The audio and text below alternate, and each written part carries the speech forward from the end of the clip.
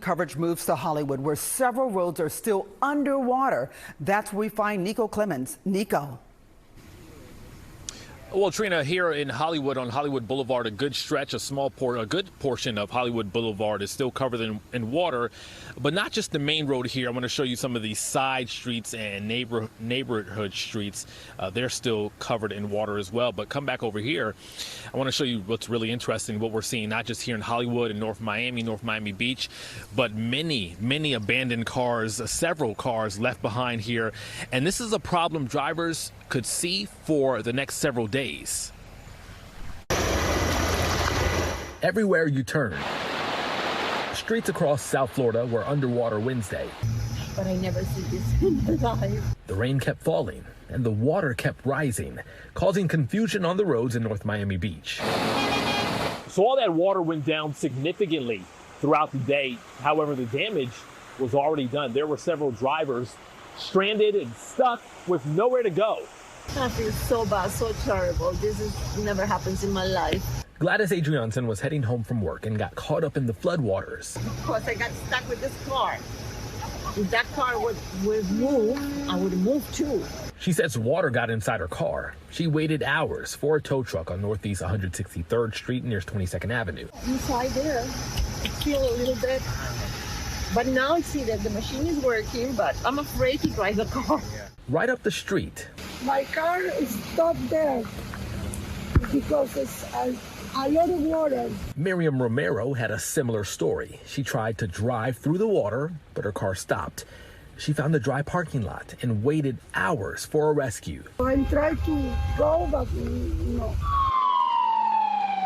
Mother Nature at its worst in South Florida, and drivers praying they made it home safely. Oh no, I'm okay, but I'm nervous. As far as Hollywood, North Miami Beach, we have not heard or seen any reports of any rescues.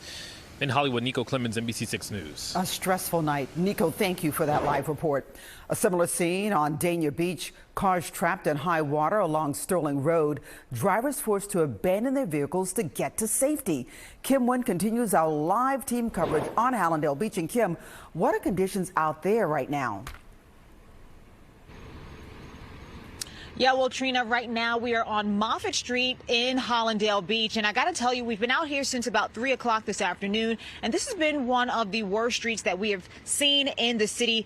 Even though the water has receded somewhat, it's gone down several inches since we were out here earlier this afternoon. However, it's still pretty bad. If we look down this street, you can see that the water just gets deeper and deeper as you head further down into the residential area. You can see some cars kind of creeping slowly down the street. Brandon, I'm not sure if you can zoom into those cars. We've seen some cars try to make it down. Some people have turned around, just not willing to risk their car getting stalled out. We've also spoken with some neighbors who live out here who are worried that the flooding may damage their homes. In Hallandale Beach, streets looked more like rivers as cars were left stranded at every turn. Tow trucks braving knee-deep water to help stranded drivers. Moffett Street near 8th Avenue was one of the hardest hit areas. 4 more inches is going to be in our house. Joseph Petrolito lives in one of these condos on Moffett Street, where floodwater is more than a foot deep outside the front entrance and is now creeping outside their front doors. This is our courtyard. Our courtyard is flooded. The street is flooded. It's even to our cars, underneath the bottom of our cars.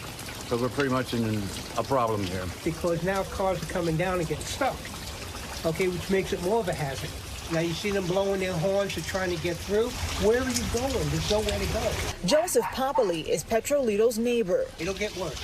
It's going into my tailpipes now, into my car. Parts of Hallandale Beach got so bad, we saw this fire rescue truck equipped with boats headed to a flooded area to do a rescue.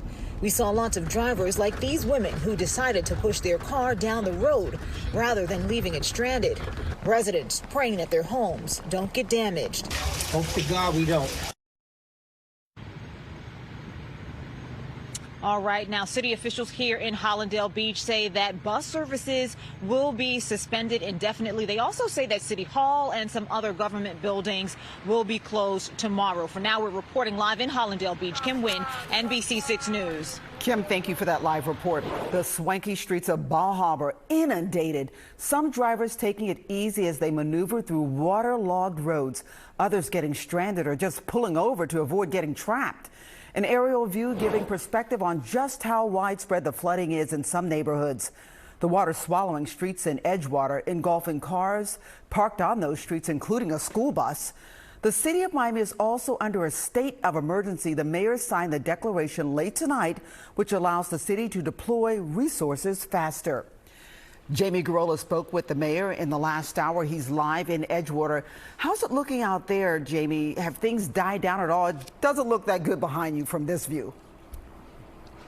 Well, Trina, the rain may have let up, but the problem has only gotten worse out here, the flooding problem at 23rd and Biscayne. Let me show you behind me that gray Volkswagen right there. When we first got here about 3 o'clock this afternoon, half of the tires were submerged underwater. Now half of the car is submerged underwater. Look further down the street. There are 2 pumps. In fact, 1 pump is arriving right now. That's the 3rd pump. But there are 2 pumps at the end of the street there.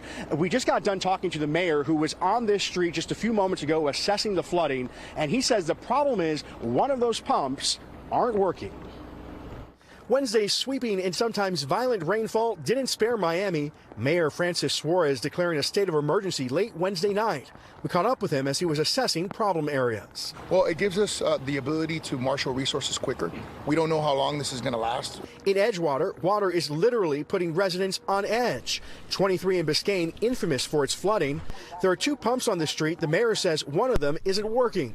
Flooding has been a problem here for years, and neighbors are fed up. It's been crazy. It's been crazy. But most it's crazy how Miami don't have like a good plan for evacuating all the water. I don't understand how the street hasn't been fixed. It's like completely sloped in a way where it's like completely flooded. Traffic isn't the issue when it rains here because the trouble spot makes up a couple of blocks. It's the hundreds of residents who live in apartments in multi-million-dollar high-rises that can't come or go. Those who have to go found themselves parking blocks away, then walking through knee-high water just to get there.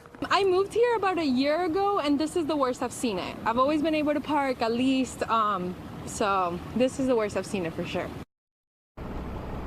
All right, now the mayor tells me the city has not received any calls for service, but they are prepared to respond to calls as the weather sits, or the severe weather sits over our area for the next couple of days. They said they are prepared with high water vehicles to respond if needed. Now, to note, tomorrow's Miami City Commission meeting, that is canceled because of the weather.